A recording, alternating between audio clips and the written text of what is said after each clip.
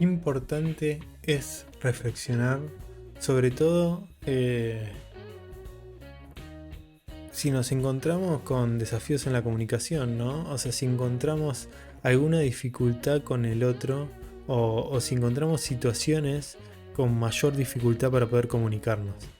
Y si uno se pone a pensar, digo, cuando uno habla con adultos y adultas con autismo y cuando, digamos, habla sobre todo con personas que están en la comunidad autista, te dicen, bueno, básicamente nosotros cuando hablamos entre autistas no tenemos dificultades en la comunicación. Las dificultades las encontramos con ustedes, neurotípicos. Y a nosotros nos pasa algo similar, ¿no? Decimos, bueno, no, el problema lo tienen ustedes.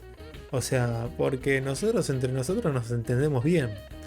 Y es una buena manera de entender y de ponernos en el lugar del otro y decir, bueno, básicamente lo que tenemos que hacer es construir puentes de comunicación y comunicarnos mejor, ¿no? Y para eso tenemos que preguntarnos y reflexionar, bueno, ¿dónde encontramos los mayores desafíos para poder comunicarnos? Y en este sentido creo que es fundamental y es importante también como ponernos en el lugar de decir, bueno, básicamente, ¿cuáles son las actitudes que dificultan la comunicación? ¿Cuáles son los desafíos que encontramos para en algún punto poder comunicar mejor con las personas dentro del espectro? Y bueno, muchas veces encontramos que nosotros tenemos excesos de mensajes críticos, ¿no? Porque generalmente acentuamos más las cuestiones negativas que las positivas. Y muchas veces también no nos ponemos a pensar básicamente dónde comunicamos. Y a veces comunicamos en un lugar donde hay mucha interferencia, ¿no? Generalmente también, digamos, y interferencia muchas veces también en la posibilidad de que terminamos interrumpiendo al otro y no dejamos hablar y terminar de expresar una idea al otro.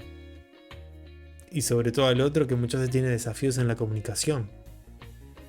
Obviamente que hay situaciones de desigualdad empática, ¿no? Muchas veces de un adulto hacia un chico y no nos podemos poner en el lugar de ese chico o de lo que pasa, lo que le sucede o por qué hizo lo que hizo. Generalmente hablamos más de lo debido y terminamos sermoneando. Tomamos posturas intransigentes y muchas veces no terminamos de ir al fondo. No encontramos los momentos adecuados por impulsividad. A veces hasta exponemos a ese chico o a esa chica delante de todo el grupo y lo terminamos ridiculizando. Bueno, todo este tipo de actitudes claramente dificultan la comunicación.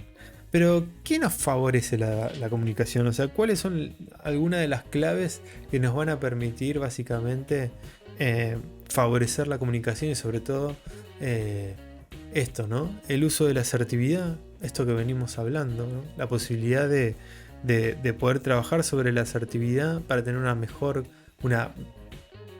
calidad en la comunicación con ese otro o esa otra, con un mejor vínculo, sobre todo, poder tener una actitud de escucha y empatía y poder también pensar qué, cómo, cuándo y dónde comunicar. Otra de las cuestiones que me parecen fundamentales. Pero cuando hablamos de uso de asertividad, básicamente lo que vamos a hablar es que qué nos va a favorecer la comunicación con ese chico o esa chica. Bueno, resaltar primero los aspectos positivos y luego los negativos. Me parece que es fundamental, ¿no? Me parece que cualquiera de nosotros quiere que le marquen las cosas positivas. Y se motivan cuando les marcan las cosas que hacen bien. Sin embargo, muchas veces los adultos y adultas tenemos esa mala costumbre de marcar todo el tiempo lo negativo, ¿no? Como diciendo que, bueno, si se está portando bien o está haciendo cual o tal cosa, es lo que se espera. Y como se espera, no se marca. Y muchas veces se terminan marcando más las cuestiones negativas que las positivas. Y es fundamental ser conscientes y darle la importancia que se merece a empezar a marcar las cosas positivas versus las negativas. Hay una frase muy linda de Velázquez Callado que dice que las reglas de un juego o las normas de un juego no están para ser respetadas, ¿no? Sino básicamente para que nos diviertan. Para que nos divierta ese juego. Digo, en la medida que tenemos esa lógica de que las normas sociales no están, digamos, en algún punto para marcarnos cosas negativas, sino básicamente las positivas, y que eso nos va a dar como consecuencia momentos de diversión y disfrute, bueno, creo que ahí damos un paso adelante. Obviamente que expresarnos de forma neutra es casi imposible, ¿no? Pero sí sin juicios de valor. Esto me parece que es fundamental, ¿no? Yo no soy neutro a la hora de hablar, generalmente grito más de lo que debería, pero sí me parece es importante que el otro no se sienta juzgado cuando le hablamos, cuando nos estamos comunicando algo y sobre todo cuando le estamos marcando algo para que reflexione y para que en algún punto nos escuche para poder resolver un problema que tenemos que resolver. Siempre mencionar el impacto o las consecuencias, digo, por un lado, expresarle a ese chico o a esa chica sin juicios de valor, que tal vez hizo algo que no estaba bien, pero que eso que no estaba bien es porque trae una consecuencia. Digo, si vos estás corriendo y en una mancha en vez de tocarle la espalda lo empujás, bueno, si lo empujas, ¿qué puede pasar? Generalmente yo trabajo mucho con las preguntas y les digo, bueno, ¿qué puede pasar? Bueno, puede pasar que si lo empujo se caiga y si se cae se puede lastimar. Y eso está bueno. Y generalmente los chicos dicen no. Y bueno, ¿y qué podríamos hacer, digamos? O ¿qué otras formas tenés de resolver ese problema? ¿O qué pasa si de repente lo empujás sin querer, ¿no? Y se lastima. Y poder pensar a través de preguntas y no solamente pensar en el impacto y en las consecuencias, sino también en conductas alternativas, bueno, es fundamental como para poder realmente hacer un uso de la asertividad y pensar mejor las formas de comunicarnos y de abrirle la posibilidad al otro a escucharnos, ¿no? Y esto cuando hablamos de utilizar el pronombre yo y no tú es básicamente ponernos en el lugar del otro, ¿no? De que no se sienta señalado. Y que a mí también me pasan las mismas cosas que a vos. Que no sos el único que a veces se frustra por demás. O se pone mal. O ese tipo de cuestiones. Y me parece que esto es fundamental. Por otro lado, tener una actitud de escucha, ¿no? Importantísimo, importantísimo tener una actitud de escucha frente al otro, que el otro se sienta escuchado. Y para eso tenemos que eliminar las interferencias y tenemos que encontrar los momentos para que el otro se sienta escuchado. Encontrar ese momento y eliminar las interferencias va a producir un momento de intimidad o de privacidad y va a hacerle sentir al otro interés, ¿no? Me parece que eliminar interferencia, mantener la privacidad y mostrar interés van de la mano, digamos, al 100%. Y en este sentido yo les voy a mostrar ahora un video, les voy a compartir un videito con ustedes que tiene que ver un poquito con esto que venimos hablando, con el uso de la asertividad y con la actitud de escucha. Resulta que estábamos conociendo no, habíamos conocido antes del confinamiento el año pasado, vimos dos encuentros a un gordito de forma presencial, vino la pandemia, dejamos de verlo unos 4 o 5 meses y la familia me llamó para poder ver si lo podíamos empezar a ver de forma virtual y que se suma a uno de los grupitos. Yo lo había visto 2 veces, la verdad que había estado muy bien. Entonces pensé en invitar a la profe que iba a ser su referente en uno de los grupos, para que lo empiece a ver primero de forma virtual, individual, empiece a generar vínculos, seguridad y bueno, construir esto de lo que estamos hablando hoy.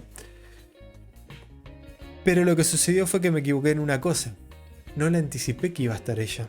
Entonces cuando se conectó, nada, me vio a mí y la vio a ella y automáticamente salió corriendo con el celular ahí por Zoom y nos cortó, ¿no? Unos minutos después me llamó y cuando me llamó, nada, le dije, flaco, ¿te enojaste? Sí, ¿te pusiste mal? Sí. ¿Y qué, tenés ganas de jugar? Sí. ¿Pero conmigo o conmigo y la profe? No, con vos. Y digo, bueno, perfecto, dale, nos conectamos al Zoom. Y este es el video que les voy a mostrar ahora. Al espacio. Es un juego para jugar al espacio.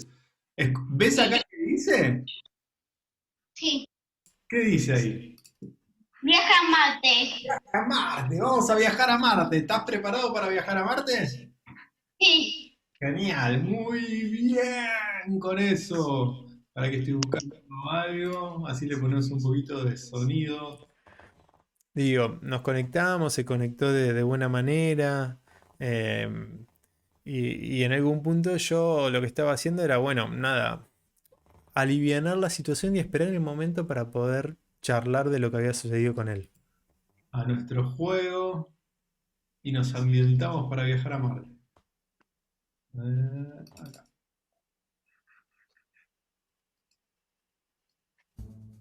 Qué bueno. Igual cuando es así, vos no Después de un tiempo, de una pausa, viéndolo al que estaba tranquilo, ahí inicio la conversación. tenés que pedirme disculpas. Lo que sí tal vez decirme, mira, Edu, me enojó esto y buenísimo. Ya ¿Por qué? Porque él cuando me llama y me pide disculpas porque al ver el papá que nos había cortado y se había puesto mal, le dijo como que no tenía por qué ponerse mal ni cortarme así sin ninguna explicación. Y yo básicamente lo que hice también fue como sacarle ese peso de encima, ¿no? Que no me tenía que pedir disculpas. yo ya sé Sí. que te enojó, entonces para la próxima te podemos anticipar y, y nada, y no te enojas, porque es verdad, uno cuando a veces no no le anticipan, nada, eso, te enoja, generalmente te enoja. Digo, básicamente era ponerme en el lugar de él. Digo, si yo de repente coordino una salida con mi pareja y cae mi suegra sin avisarme, y la verdad que a mí tampoco, bueno, a ninguno de nosotros creo que nos va a gustar esa situación. Entonces, básicamente era decirle, bueno, por un lado, nada, está bien que te haces enojado. A mí también me hubiese enojado esa situación si no nos anticipan. La próxima vez te voy a anticipar. Y por otro lado, también de darle una conducta alternativa, decirle, bueno, podés expresarlo, podemos buscar las maneras de solucionarlo. Y creo que en algún punto tiene que ver con esto, ¿no? Básicamente con usar esa asertividad en la posibilidad de pensar la forma de ponerse en el lugar del otro y también tener una actitud de escucha. Porque yo en ese momento, bueno, intenté ver de eliminar las interferencias, o sea, conectarme con él solo, construir un momento de intimidad y de privacidad para luego, en definitiva, mostrar interés en lo que a él le había sucedido y poder trabajar sobre estas cuestiones.